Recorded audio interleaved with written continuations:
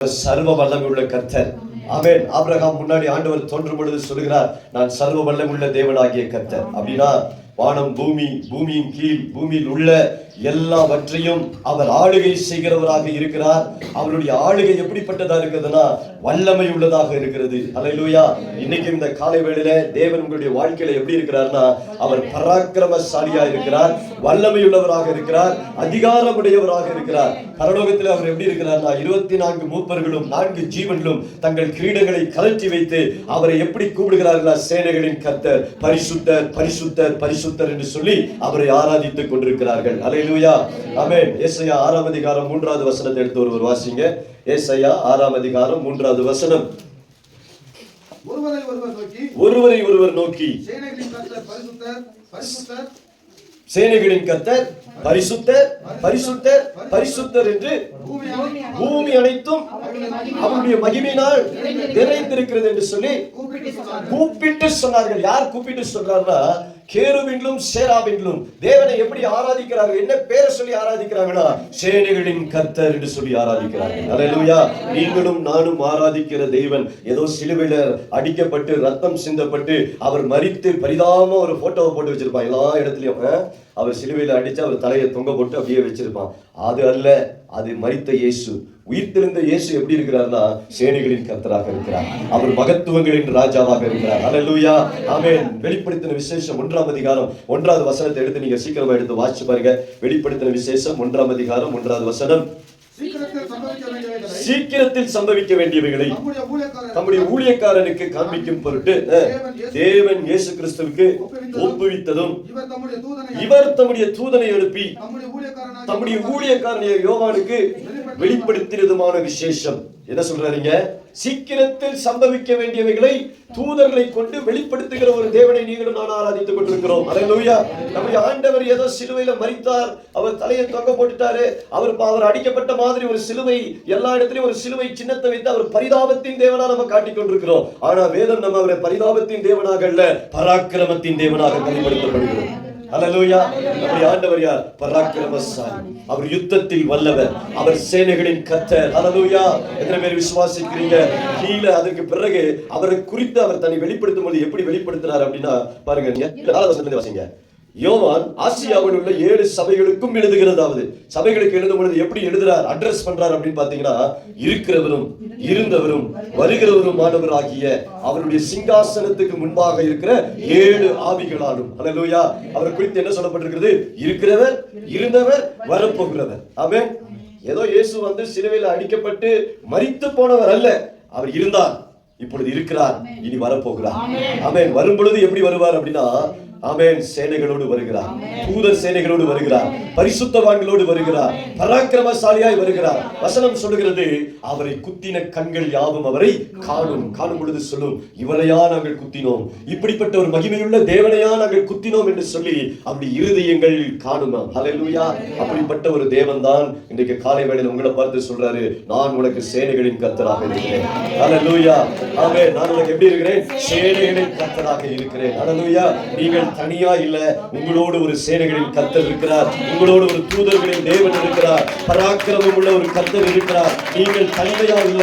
உங்க வாழ்க்கையில ஒருவேளை இருக்கீங்க, அதுவே எனக்கு யாரும் இல்லை, நான் தனிமையா இருக்கிறேன், சோர்ந்து போயிருக்கிறேன், எனக்கு உதவி செய்ய ஒரு மனுஷன் இல்லை என்று நீங்க நினைத்து கலங்கி தவிக்கலாம். கர்த்தருடைய வார்த்தை சொல்கிறது, சேனைகளின் கர்த்தர் உங்களோடு இருக்கிறார். அல்லேலூயா. அல்லேலூயா.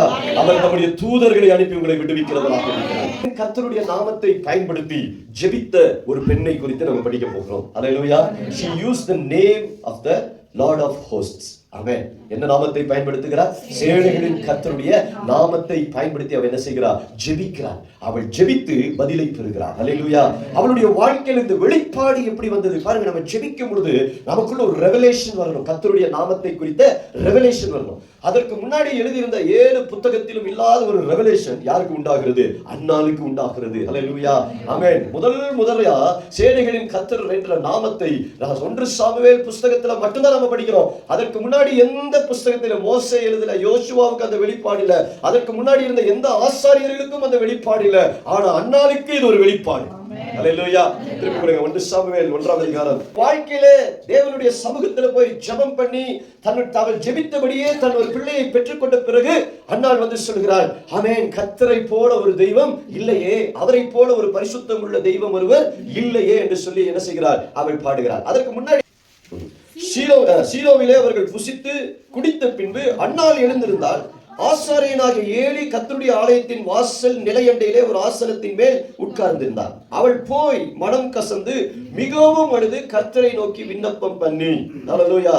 அன்னாள் என்ன செய்கிறாள், மனம் கசந்து கர்த்தரை நோக்கி விண்ணப்பம் பண்ணுகிறார். ஏன் மனம் கசந்து கர்த்தரை நோக்கி விண்ணப்பம் பண்ணுகிறாள் அப்படின்னா, இந்த அன்னாளுக்கு குழந்தை இல்லை. அன்னாளுக்கு என்ன பிரச்சனை, குழந்தை இல்லை. அண்ணா எல்கானாவுக்கு 2 மனைவி. ஆமென். அவனுடைய முதல் மனைவிக்கு நிறைய குழந்தைகள் இருக்கிறது. அதனால அந்த குழந்தையை வைத்திருக்கிற அந்த மனைவி குழந்தை இல்லாத அன்னாளை பார்த்து என்ன செய்கிறார், ஏளனம் செய்கிறாள், நிந்திக்கிறாள், அவமானப்படுத்துகிறாள். ஆமென். ஒவ்வொரு முறையும் ஆலயத்துக்குள்ள வரும் பொழுது அவளை துன்பப்படுத்துகிறாள், துக்கப்படுத்துகிறாள். அவளுடைய வார்த்தை அவளை வேதனைப்படுத்துகிறது. அல்லேலூயா. ஆமென். இதனால இந்த முறை அன்னாள் ஆலயத்துக்குள்ள வரும் பொழுது ஒரு தீர்மானத்தோடு வருகிறாள். ஆமென். என்ன தீர்மானம்னா, இந்த முறை நான் ஆண்டவருடைய ஆலயத்துக்கு வந்திருக்கிறேன், இங்கிருந்து போகும் பொழுது நான் கர்த்தரிடத்தில் பதிலை பெற்றுக்கொண்டுதான் போவேன். அல்லேலூயா. அல்லேலூயா. நிறைய நேரத்தில் நம்ம ஆலயத்துக்குள்ள வரும் பொழுது ஒரு தீர்மானத்தோடு வர பழகணும் பாருங்க. தேவ சமூகத்துல போய் ஜெபிக்கும் பொழுது ஒரு தீர்மானத்தோடு ஜெபிக்க நம்ம என்ன செய்யணும், கற்றுக்கொள்ளணும். என்ன தீர்மானம், உங்க வாழ்க்கையின் சூழ்நிலை, ஆண்டவரே நம்ம சமூகத்துக்கு வருகிறேன், இங்கிருந்து நான் வெறுமையா திரும்பி போகவே கூடாது. அல்லேலூயா. எப்போ வந்தாலும் எத்தனை முறை வந்தாலும், ஒருவேளை நீங்க ஆராதனைக்கு வரலாம், உபவாச கூட்டத்துக்கு வரலாம், பைபிள் ஸ்டடிக்கு வரலாம், அல்லது என்ன டங்ஸ் பிரேயருக்கு வரலாம், எந்த ஜெபத்துக்கு வந்தாலும் நீங்க வரும்போது எப்படி தெரியுமா வரணும், தீர்மானத்தோடு வரணும். என்ன தீர்மானத்தோடு வரணும், தேவனிடத்திலிருந்து நான் பதிலை பெற்றுக்கொண்டுதான் போவேன். அல்லேலூயா. அப்பொழுது கர்த்தர் உங்களோடு பேசுவார். கர்த்தர் அப்பொழுது உங்களுக்கு பதில் தருவார். இதுதான் தீர்மானத்தோடு ஜெபிப்பது. எப்படி ஜெபிப்பது, தீர்மானத்தோடு ஜெபிப்பது, பிரிசைசிவ் பிரேயர். ஆமென். துல்லியமா ஜெபிப்பது. ஆமென். அல்லேலூயா. ஆமென். ராணுவத்துல அல்லேலூயா. ஆமென். அவன் கூட்டத்தோடு போய் என்ன செய்யல, ஜெபிக்கல. எல்லாம் முடிந்து பலியெல்லாம் செலுத்தி எல்லாம் போன பிறகு தேவனுடைய சமூகத்துக்கு தனியா போறான். அல்லேலூயா. எப்படி போறா, தனியா போய் என்ன செய்யறா, மனம் கசந்து அழுகிறார். எதற்காக அழுகிறார்னா, எனக்கு ஒரு பிள்ளை வேண்டும் என்று சொல்லி அழுகிறார். என்ன சொல்லி அழுகிறார் பாருங்க. என்ன சொல்லி ஜெபிக்கிறார் பாருங்க. நம்ம ஜெபிக்கிறதை விட என்ன சொல்லி ஜெபிக்கிறோம், வார்த்தைகள் எப்படி இருக்கிறது ஆண்டவர் என்ன செய்யறார் பார்க்கிறார். நிறைய நேரத்தில் நம்ம போய் ஜெபிக்கும் பொழுது அழுவோம், அழுது புலம்புவோம். அப்படின்னா நம்முடைய குறைகளை பேசுவோம், நம்முடைய பலவீனங்களை பேசுவோம், நம்முடைய சோர்வுகளை அங்கே பேசுவோம். ஆனால் அன்னாள் தன்னுடைய வாழ்க்கையினுடைய குறைகளை பேசவில்லை, கர்த்தர் யார் என்பதை அட்ரஸ் பண்ணி பேசுகிறார். அல்லேலூயா. அதனால இதுதான் விசுவாசம் உள்ள ஜெபம். இது பேர் என்னது, விசுவாசம் உள்ள ஜெபம். விசுவாசம் உள்ள ஜெபம் பிணியாளியை சுஸ்தமாக்கும். ஆமென். நிறைய நேரத்துல வார்த்தை என்ன சொல்லுது, வியாதிக்கு என்ன வார்த்தை ஆண்டவர் கொடுத்திருக்கிறார் உங்களுக்கு தெரியும். அல்லேலூயா. கடன்ல இருக்கிற கூட அவனுக்கு கடன் பிரச்சனையா, பைபிள் என்ன சொல்லுது, ஆமென், நீ கடன் வாங்க மாட்டாய், நீ கடன் கொடுப்பாய். ஆண்டவரே நீங்க வாக்குத்தத்தம் பண்ணியிருக்கீங்க, இந்த மனுஷன் இருந்து கடன் வாங்க கூடாது, கடன் கொடுக்கிறவனா நினைச்சீங்க மாத்துங்கன்னு ஜெபிக்க நமக்கு தெரியணும். அல்லேலூயா. இதுதான் வசனத்தை கொண்டு விசுவாசத்தோடு ஜெபிப்பது. அல்லேலூயா. ஆண்டவருடைய சமூகத்துல போய் நம்மளோட புலம்பை அடைக்கவில்லை. புதுசா ஒருத்தர் ஆலயத்துக்கு வரானா அவனுக்கு ஜெபிக்க தெரியாது, அவன் அப்படி ஜெபிக்கலாம், தப்பு கிடையாது. அதை ஆண்டவர் கேட்பார். ஆனா நீ வளர்ந்த பிறகு அப்படியே ஜெபம் பண்ணிட்டு இருக்க கூடாது. விசுவாசம் உள்ள ஜெபமா மாத்துங்க. ஜெபத்தை எப்படி மாத்துங்க, விசுவாசம் உள்ள ஜெபமா மாத்துங்க. அல்லேலூயா. ஆமென். 2007 எப்போதுமே ஜெபம் பண்ணும் பொழுது தேவனுடைய சித்தத்தை அறிந்து ஜெபிக்க நாம் கற்றுக்கொள்ள வேண்டும். அல்லேலூயா. தேவனுடைய சித்தம் என்ன உங்க வாழ்க்கையை குறித்து, தேவனுடைய விருப்பம் என்ன உங்க வாழ்க்கையை குறித்து என்னைக்காவது ஆண்டவர்கிட்ட கேட்டிருக்கிறீங்களா? ஆமென். அன்னாளுடைய ஜெபத்துக்கு வரேன், அதுக்கு முன்னாடி உங்களுக்கு ஒரு ஜெபத்தை சொல்லி கொடுக்குறேன். எப்போதுமே நீங்க ஜெபிக்கும் பொழுது ஒன்றை புரிந்து கொள்ளுங்க. ஆண்டவரே, நீங்க எல்லாம் ஜெபம் பண்ணிட்டா கூட ஆண்டவர்கிட்ட ஒன்று சொல்லணும், ஆண்டவரே, ஆயிலும் என் சித்தம் அல்ல, உன் சித்தத்தின்படி எனக்கு ஆகும். இதெல்லாம் என் விருப்பம், இதெல்லாம் எனக்கு நடக்கணும்னு ஆசை, நான் இப்படி எல்லாம் இருக்கணும்னு எனக்கு விருப்பமா இருக்கு. ரைட். உங்க விருப்பம் தவறு அல்ல, விருப்பப்படுவது தவறு அல்ல, பேராசைப்படுவது தான் தவறு, ஆசை தவறு அல்ல. ஆமென். ஏது மன விருப்பத்தை தருவீங்க. ஆனா எல்லா மன விருப்பமா இருந்தாலும் ஆசைகள் இருந்தாலும் நம்ம தேவ சித்தத்தை செய்வதுதான் இந்த பூமியில உகந்ததா இருக்கும். அல்லேலூயா. இயேசு is the best thing for you life. தேவ சித்தம் உங்க வாழ்க்கைக்கு எப்போதும் சிறந்த சித்தமாக இருக்கும், சிறந்ததாக இருக்கும். அல்லேலூயா. அதே போலதான் நம்முடைய ஜெபங்களை பயனுள்ள வல்லமையுள்ள ஜெபமாய் மாற்றுவது எது தெரியுமா? கர்த்தருடைய வார்த்தைகள், அவருடைய நாமம். அல்லேலூயா. அந்த நாமத்தை அறிஞ்சு, அந்த நாமத்தினுடைய வல்லமை அறிஞ்சு, அந்த நாமத்தினுடைய மகிமையை அறிஞ்சு நம்ம ஜெபிக்கும் பொழுது நமக்குள்ள விசுவாசம் உண்டாகிறது. அல்லேலூயா. அன்னாளுடைய ஜெபம் என்ன? வசனத்துல வாசிக்கிற 11வது வசனத்துல, சேனைகளின் கர்த்தாவே. என்ன சொல்றா? எப்படி இந்த வெளிப்பாடு இதுவரைக்கும் யாருமே அப்படி ஜெபிக்கல. மோசே அப்படி ஜெபிக்கல, யோசுவா அப்படி ஜெபிக்கல, ஆபிரகாமும் அப்படி ஜெபிக்கல, ஈசாக்கும் அப்படி ஜெபிக்கல. யாக்கோபும் அப்படி ஜெபிக்கல, யோசேப்பு அப்படி ஜெபிக்கல. அதுக்கு முன்னாடி பெரிய பரிசுத்தவான்களை பார்க்கிறோம். அதுக்கு முன்னாடி இந்த நியாயாதிபதிகள் யாரும் இந்த நாமத்தை என்ன செய்யல, பயன்படுத்தவே கிடையாது. முதல் முறையா ஒரு பெண் இந்த ஜெபத்தை செய்கிறார். என்ன சொல்லி ஜெபிக்கிறார்? சேனைகளின் கர்த்தாவே. வெளிப்பாடு. ஹல்லேலூயா. ஆமென். ஆண்டவர் உங்களை குறித்து ஒன்று செய்யணும் அப்படின்னு தீர்மானம் பண்ணிட்டேன்னா முதல்ல உங்களுக்கு ஆண்டவர் என்ன தெரியுமா கொடுப்பாரு? ரெவலேஷன் கொடுப்பாரு. உங்களுக்கு ஒரு ரெவலேஷன் வச்சிருக்கார். ஒவ்வொரு ஊழியத்துக்கும் ஒரு ரெவலேஷன் ஆண்டவர் வச்சிருக்கார். எல்லா ஊழியத்துக்கும் ஒரே ரெவலேஷன் இல்ல. எல்லா ஊழியத்துக்கு எனக்கு கத்த கொடுத்த அவன் இந்த திருச்சபைக்கு நான் போதிக்கிற விதம், நான் பேசுற விதம், அல்லது இந்த ஊழியத்தில் நடக்கிற விதம் எல்லாமே டிஃபரெண்டா இருக்கும் கம்பேர் டு அதர் மினிஸ்ட்ரி. அதனால அடுத்த மினிஸ்ட்ரியை நினைச்சு முடியாது. குறையா சொல்ல முடியாது, குறையா பேசவும் கூடாது. That is their revelation. இது நமக்கு கொடுக்கப்பட்ட ரெவலேஷன். ஹல்லேலூயா. இப்போ அண்ணாவுக்கு கொடுக்கப்பட்ட ரெவலேஷன் தெரியுமா? சேனைகளின் கர்த்தாவே. ஹல்லேலூயா. சேனைகளின் கர்த்தாவே அப்படி நான் சொல்லப்படுறது என்ன மீட் பண்றா அப்படின்னா ஹல்லேலூயா. அதுல திரும்ப 1:11 வாசிங்க. திரும்ப 1:11 வருஷமா 14 வாசிங்கப்பா. விண்ணப்பம் பண்ணினான்னு தெரியல, ஆனா ரொம்ப நேரம் என்ன பண்ணிருக்கா? விண்ணப்பம் பண்ணிருக்கிறா. தேவனுடைய சமூகத்துல எப்படி உட்கார்ந்து இருக்கிறா? எல்லாம் பண்டிகையை கொண்டாடும் பொழுது, தன் குடும்பமே ஒரு நல்ல விஷயத்தை செய்யும் பொழுது அன்னாள் மனம் கசந்து தேவனுடைய சமூகத்துல என்ன செய்யறா? அமர்ந்து கொண்டிருக்கிறார். ஹல்லேலூயா. உங்க வாழ்க்கையில ரெவலேஷன் வந்துருச்சுன்னா அந்த ரெவலேஷன் அடுத்தது உங்களை ஆண்டவரோடு என்ன பண்ணுனா தனிமைப்படுத்தி விடும். ஹல்லேலூயா. It will separate you from the crowd. ஆண்டவர் உங்களை கிரவுட்ல இருந்து என்ன பண்ணுவாரு? செப்பரேட் பண்ணுவார். ஹல்லேலூயா. ஆண்டவர் உங்களை தனிமைப்படுத்துவார். ஏன் தனிமைப்படுத்துறார் அப்படின்னா நீங்க ஆண்டவரோடு இருக்க அழைக்கப்பட்டிருக்கிறீர்கள். You are called to be with the Lord. Amen. Hallelujah. Friends இல்லையே, நம்ம கூட நமக்கு ஆறுதல் படுத்த யாருமே இல்லையே. நம்ம நிறைய தேவையோடு இருக்கும் பொழுது நம்ம கூட யாருமே இருக்க மாட்டாங்க. நீங்க மட்டும் தான் இருப்பீங்க. You feel alone. ஏன் ஆண்டவர் அந்த சூழ்நிலை கொண்டு வரனா? அந்த லோன்லினஸ்ல நீ அவரை சார்ந்து கொள்ள வேண்டும். ஹல்லேலூயா. அவர் போல இருக்கிறார் என்பதை நிரூபிக்க தேவன் உன்னை தனிமைப்படுத்துகிறார். ஹல்லேலூயா. நீ நம்புகிற மனிதர்கள், நீ நம்புகிற உற்றார், உறவினர், உன் கணவன், உன் மனைவி, உன் பிள்ளைகள் யாரும் நேரத்தில் இருக்க முடியாது. அவர் சொன்னாரு, எந்த நேரத்தில் உன்னை கைவிடாத ஒரு தேவன் நான் உன் கூட இருக்கிறேன் என்று நிரூபித்திருக்காங்க. அவர் அப்படிங்கிற ஒரு சூழ்நிலை வருவார். ஹல்லேலூயா. ஒரு விஷயத்தை நல்லா புரிந்து கொள்ளுங்க. உங்க சூழ்நிலையில யார் உங்க கூட இருக்காங்க இல்லையோ, யார் உங்களை கைவிடாங்க இல்லையோ, கர்த்தர் உங்க கூட இருக்கார். ஆமென். நீங்க எப்போது புரிந்து கொள்ளுங்க. நீங்க தனிமைப்படுத்தும்போது புரிந்து கொள்ளுங்க, நீங்க கர்த்தரோடு இருக்கலாம். You are being close with God. ஹல்லேலூயா. உங்களை அநேக நேரத்தில் ஆண்டவர் தனிமைப்படுத்துறாருன்னு நினைச்சீங்கன்னா அது உங்களுக்கு எப்படி இருக்கும்னா தனிமையா தோன்றலாம். உங்களுக்கு அது சோர்வா தோன்றலாம். ஏன்னா தனிமை என்பது ஒரு கொடூரமான ஒரு விஷயம்.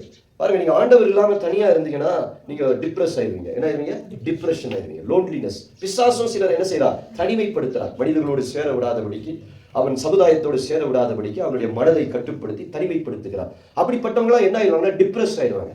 ஆனா கர்த்தர் உங்களை தனிமைப்படுத்தினார் என்றால் அவரோடு நீங்கள் நேரத்தை செலவிட வேண்டும் என்று ஆண்டவர் விரும்புகிறார். ஹல்லேலூயா.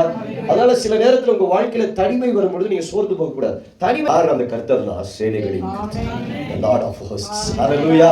வானத்தையும் பூமியையும் படைத்த தேவன். நீங்க அந்த நேரத்துல தனிமையா இல்லைங்க, உங்க கூட ஒரு பெரிய சேனை இருக்கிறது. ஹல்லேலூயா. எத்தனை விசுவாசிக்கிறீங்க? 7 வருஷம். இப்ப அண்ணாளுக்கு ஒரு ரெவலேஷன் என்னன்னா சேனைகளின் கர்த்தாவே. ஆமென். அண்ணாளுடைய வாழ்க்கையில அவளுக்கு இருந்த பிரச்சனை ஒரு பெரிய பிரச்சனை. இது அண்ணாவால சரி பண்ணவே முடியாது, டாக்டரால சரி பண்ண முடியாது, தீர்க்கதரிசியால சரி பண்ண முடியாது, யாராலையும் சரி பண்ண முடியாது. those days were difficult days. ஹல்லேலூயா. அந்த நாட்கள்ல ஒரு பெண்ணுக்கு குழந்தை இல்ல அல்லது அவளுக்கு பிள்ளைகள் இல்லை அப்படின்னா ஒண்ணு என்ன, அந்த சமுதாயத்தின்படி என்ன நினைப்பாங்க அப்படின்னா அவள் சபிக்கப்பட்டவள் என்று நினைப்பார்கள். என்ன நினைப்பாங்க? சபிக்கப்பட்டவள். அல்லது அவள் பாவம் செய்தவள் என்று நினைப்பார்கள். என்ன நினைப்பாங்க? பாவம் செய்தவள், சபிக்கப்பட்டவள் என்று நினைப்பார்கள். ஹல்லேலூயா. ஆனால் வசனம் என்ன சொல்லுகிறது? எல்கானா அவனை நேசித்தான். எல்கானா அவனை நேசித்தான். ஹல்லேலூயா. இந்த எல்கானாவை யாருக்கு அடையாளமா கொண்டு வரலாம்னா இயேசுவுக்கு அடையாளமா கொண்டு வரலாம். ஹல்லேலூயா. ஏன் அப்படின்னா எல்கானாக்கு 2 மனைவி. நீங்க நினைக்கலாம் என்னடா 2 மனைவி அப்படின்னு நீங்க நினைக்கலாம். அந்த மூத்த மனைவி அப்படின்னு பாத்தீங்கன்னா அது யாருக்கு ஒப்பிடலாம்னா இஸ்ரவேலுக்கு ஒப்பிடலாம். யாருக்கு ஒப்பிடலாம்? இஸ்ரவேலுக்கு ஒப்பிடலாம். அண்ணாள் யார் அப்படின்னா ஒரு புறஜாதி சபைக்கு அவளை என்ன செய்யலாம்? ஒப்பிடலாம். எத்தனை பேருக்கு இது புரியுது? நான் பேசுறது யாருக்கு ஒப்பிடலாம்? புறஜாதி சபைக்கு ஒப்பிடலாம். இந்த புறஜாதி சபை அப்படின்னா தேவனை she was not the real. நம்ம ஆண்டவருக்கும் நமக்கும் என்ன இல்லைன்னா அந்த ரியல் கனெக்ஷன் இல்லை. பட் நம்ம உண்மையான ஒளிவ மரங்கள் அல்ல, காட்டு ஒளிவ மரமாக இருந்த நம்மை தேவன் ஒளிவ மரத்தோடு என்ன பண்ணாரு? கிராஃப்ட் பண்ணிட்டாரு, ஒட்டி வச்சிட்டாரு. இப்ப அந்த காட்டு ஒளிவ மரமா இருக்கிற நம்ம எதை கொடுக்கிறோம் அப்படின்னா ஒளிவ மரத்தினுடைய பலன்களை கொடுக்கிறோம். கொடுப்பது மாத்திரமல்ல, ஒளிவ மரத்தினுடைய பலனை நாமும் அடைகிறோம். அல்லேலூயா. ஆமென். இது இஸ்ரவேலுக்கு கொடுக்கப்பட்ட ஆசீர்வாதம். ஆனா புதிய ஏற்பாட்டு சபைக்கு என்ன தெரியுமா? Revelation blessing. ஹல்லேலூயா. அவளுக்கு நியாயப்பிரமாண பிளெஸிங், நமக்கு என்ன பிளெஸிங் தெரியுமா? ரெவலேஷன் தான் பிளெஸிங். ரெவலேஷன் என்ன தெரியுமா? கிறிஸ்து எனக்காய் சிலுவையிலே எல்லாம் செய்து முடித்து விட்டார். ஹல்லேலூயா. கிறிஸ்து எனக்காய் எல்லாம் சிலுவையிலே செய்து முடித்து விட்டார். அவளுக்கு ரெவலேஷன் என்ன தெரியுமா? நியாயப்பிரமாணத்தினால தான் அவளுக்கு ஆசீர்வாதமும் சாபமும். ஆனா எனக்கு சாபம் இல்ல, என் சாபத்தை கிறிஸ்து சிலுவையிலே முறித்து விட்டார். ஹல்லேலூயா. அதனாலதான் எல்கானா சொல்றா, நான் உன்னை ரொம்ப நேசிக்கிறேன். ஹல்லேலூயா. சபையை கர்த்தர் ரொம்ப நேசிக்கிறார். இந்த காலை வேளையில ஒவ்வொருவருக்கும் சொல்றேன், கர்த்தர் உங்களை நேசிக்கிறார். God loves you. பக்கத்துல இருக்க பார்த்து சொல்லுங்க, கர்த்தர் உங்களை நேசிக்கிறார். அவன் நல்லா சொல்லுங்க, கையை பிடிச்சு சொல்லுங்க, கர்த்தர் உங்களை நேசிக்கிறார். ஹல்லேலூயா. நீங்க எல்லாம் சொல்லுங்க, I am loved by God. I am loved by God. ஹல்லேலூயா. ஆமென். அன்னைக்கு ஹல்லேலூயா. ஆமென். என்ன எழுதுறாங்க அப்படின்னா, I am loved by God. எத்தனை பேர் இன்னைக்கு ஆண்டவர் உங்களை நேசிக்கிறதா உணர்றீங்க? ஆமென். Many times we don't feel that God loves us. நிறைய இடத்துல நம்ம நினைக்கிறோம், ரிஜெக்டடா ஃபீல் பண்றோம். ஏன் ரிஜெக்டடா ஃபீல் பண்றோம்னா, because of our external circumstances. வெளியில இருக்கிற சூழ்நிலைகளை பார்க்கிறோம். What will the church think about? Pastor என்ன குறித்து என்ன நினைப்பாரு? உலகம் என்ன குறித்து என்ன நினைக்கும்? ஐயோ, என் ஃபேமிலி என்ன குறித்து என்ன நினைக்கும்? External things. பாருங்க, நான் ஒரு விஷயத்தை சொல்றேன். எப்போதுமே வெளியில இருக்கிற காரியங்கள் உங்களுடைய உள்ளான சமாதானத்தை தீர்மானம் பண்ணவே கூடாது. ஆமென். எங்க மாமியார், எங்க மச்சான், அல்லது எங்களுடைய சொந்தக்காரர், அல்லது அவங்க, எங்க அப்பா, எங்க அம்மா, என் கூட பிறந்த சிப்ளிங்ஸ், அல்லது என்னுடைய கணவருடைய சகோதரனுடைய மனைவிகள், பிள்ளைகள், நம்ம சமாதானத்தை எதை வச்சு தீர்மானம் பண்றோம்? இதெல்லாம் வச்சுதான் என்ன செய்யறோம்? தீர்மானம் பண்றோம். அவங்க என்ன நினைக்கிறாங்களோ, அவங்க என்ன இப்படி பேசிட்டாங்களே, நான் சொல்றேன், அவங்க எத்தனை பேர் என்ன பேசினாலும் எல்கானா உங்களை நேசிக்கிறார். Jesus loves you. Hallelujah. Amen. Elkanah உனக்கு குழந்தை இல்லைன்னு எல்கானா உன்னை ஒருபோது என்ன செய்யல. அவர் சொல்றாரு, நான் எப்போதுமே உனக்கு டபுள் போர்ஷன் கொடுக்கிறேன். ஆமென். வாசிங்க வசனத்தை. அவள் புருஷனாக 8வது வசனம். அவன் கர்த்தருடைய ஆலயத்திற்கு போகும் சமயத்தில் அவன் வருஷந்தோறும் அந்த பிரகாரமாக செய்வான். இவள் அவனை மனமடிவாக்குவாள். அப்பொழுது அவள் சாப்பிடாமல் அழுது கொண்டிருப்பாள். யோசிச்சு பாருங்க, ஒவ்வொரு முறையும் ஆலயத்துக்கு வரும் பொழுது ஆலயத்துல அவளுக்கு என்ன நடக்குது? மனமடிவு. எங்க நடக்குது? சீலோ. எங்க நடக்குது? சீலோல மனமடி உண்டாகிறது. சீலோல தான் அன்னைக்கு என்ன இருந்தது? தேவனுடைய உடன்படிக்கை பெட்டி. அன்னைக்கு ஆலயம் இல்ல, தேவனுடைய உடன்படிக்கை பெட்டி எங்க இருந்தது? சீலோவில் இருந்ததுனால வருஷந்தோறும் வெளியில இருக்கிறவங்க எங்க வருவாங்க? சீலோவுக்கு வந்து கர்த்தரை தொழுது கொள்வார்கள். ஒவ்வொரு முறை கர்த்தரை தொழுது கொள்ள வரும் பொழுதும் யார் மனமடிவாக்கப்படுவார்? அந்நாள் மனமடிவாவாள், அழுது கொண்டிருப்பாள். இப்போ எல்கானா என்ன சொல்றான் பாருங்க. அவள் புருஷனாகிய எல்கானா அவளை பார்த்து, அந்நாளே ஏன் அழுகிறாய்? ஏன் சாப்பிடாதிருக்காய்? ஏன் சஞ்சலப்படுகிறாய்? 10 குமாரரை பார்க்கிலும் நான் உனக்கு அதிகம் அல்லவா என்றார். This is the real husband. நம்முடைய ரியல் ஹஸ்பண்ட் யார் தெரியுமா? யார் உங்களுக்கு ரியல் ஹஸ்பண்ட்? என்னுடைய ரியல் ஹஸ்பண்ட் இஸ் ஜீசஸ். ஹல்லேலூயா. உலகத்துல இருக்க எல்லா சம்பத்தை பார்க்கலாம், நமக்கு இருக்கிற எல்லா ஆசீர்வாதத்தை பார்க்கலாம். ஆமென். அவர் எனக்கு 10 மடங்கு அதிகமாக. ஹல்லேலூயா. எல்கானா சொல்றார் அண்ணால பார்த்து, நான் உனக்கு 10 மடங்கு அதிகம் அல்லவா? நான் உனக்கு 10 குமாரரை பார்க்கலாம் அதிகம் அல்லவா? புதிய ஏற்பாட்டு சபையை, புறஜாதி சபையை கர்த்தர் இப்படிதான் நேசிக்கிறார். ஆண்டவர் உங்களை இப்படிதான் நேசிக்கிறார். 10 குமாரரை பார்க்கலாம் அவர் உங்களுக்கு அதிகம் அல்லவா? Hallelujah. He is more than anything for you. Hallelujah. எல்லாம் என் இயேசுவே, எல்லாம் அவரே, சிறிதும் பெரிதாயினும் எனக்கெல்லாம் அவரே, புதிதாய் என் ஜீவியம் மாற்றுகின்றார். எல்லாம் என் இயேசுவே, எல்லாம் அவரே. ஹல்லேலூயா. காலை வேளையில நீங்க போகும்பொழுது சொல்லணும், இந்த உலகத்தில் இருக்கிற எது என்கிட்ட இருக்கோ இல்லையோ, 10 குமாரரை பார்க்கலாம், எனக்கு பிள்ளை இல்லைனாலும் எனக்கு கர்த்தர் எல்லாமாக இருக்கிறார். ஹல்லேலூயா. He is my everything. எத்தனை பேர் நீங்க காலையில சொல்றீங்க? ஹல்லேலூயா. He is my everything. வியாழக்கிழமை பைபிள் ஸ்டடிக்கு வந்திருந்தீங்கன்னா தெரிஞ்சிருக்கும்.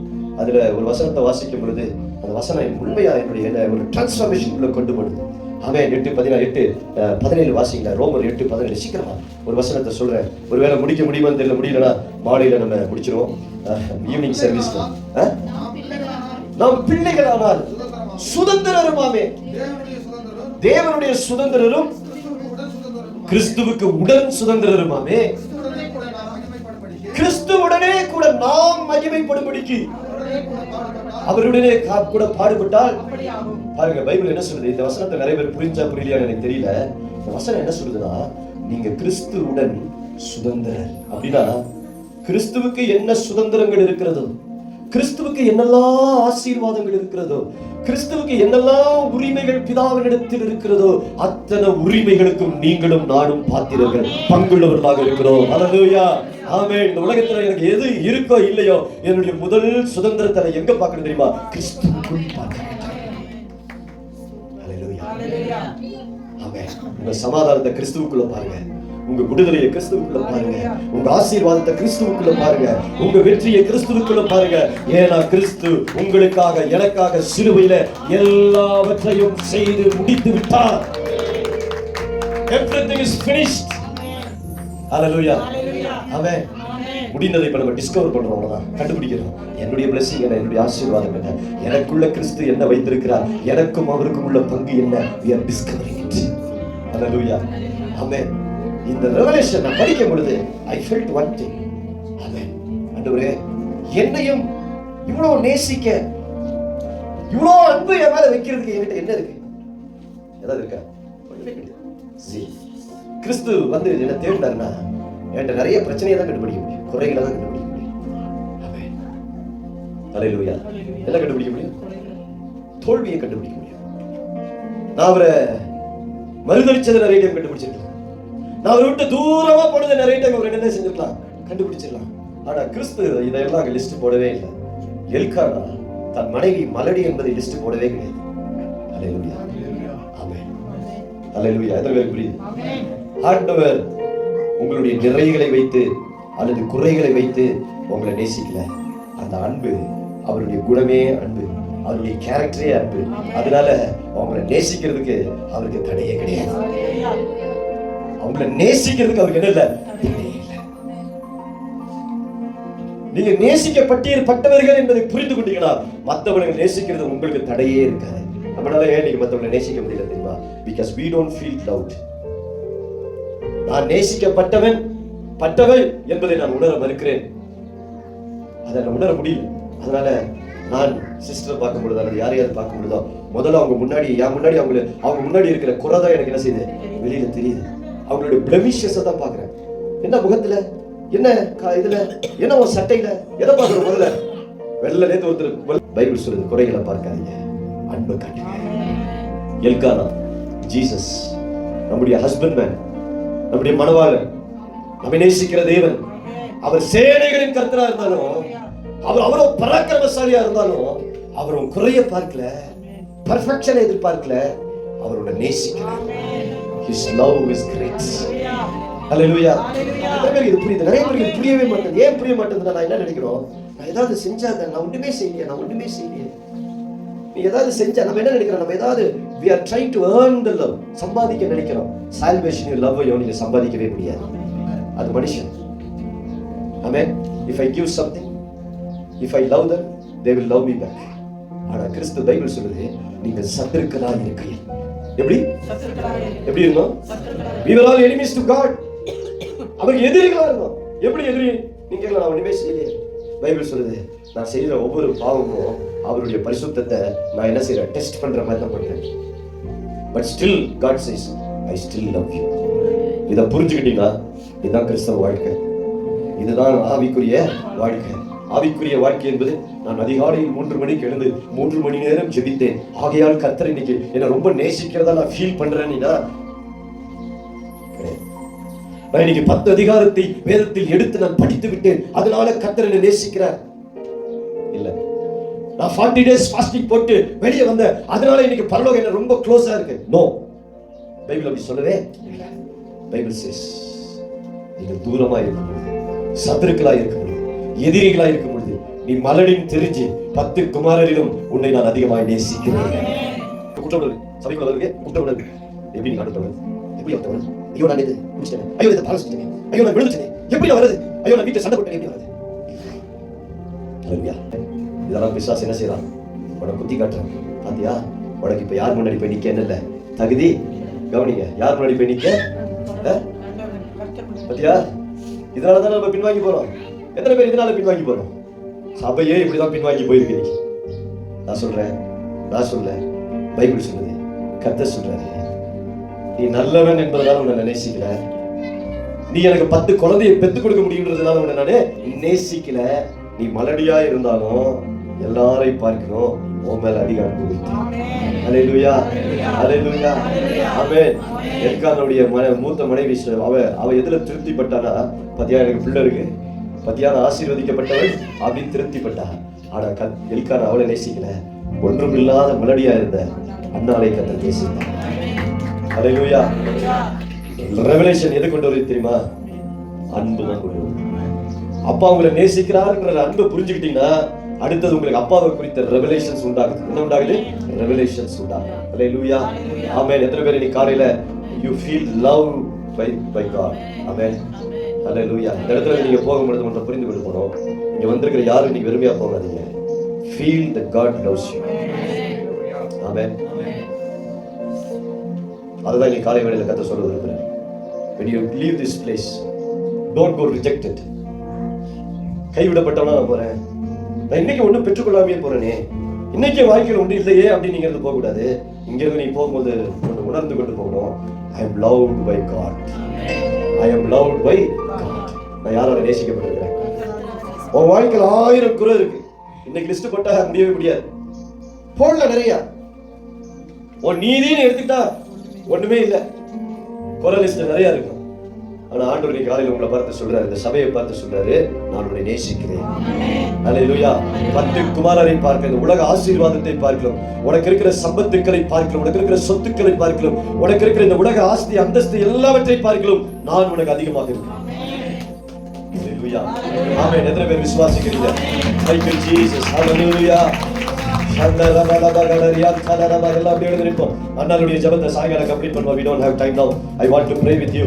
எல்லாம் அப்படியே ஜெபிக்க ஆரம்பிங்க. Hallelujah.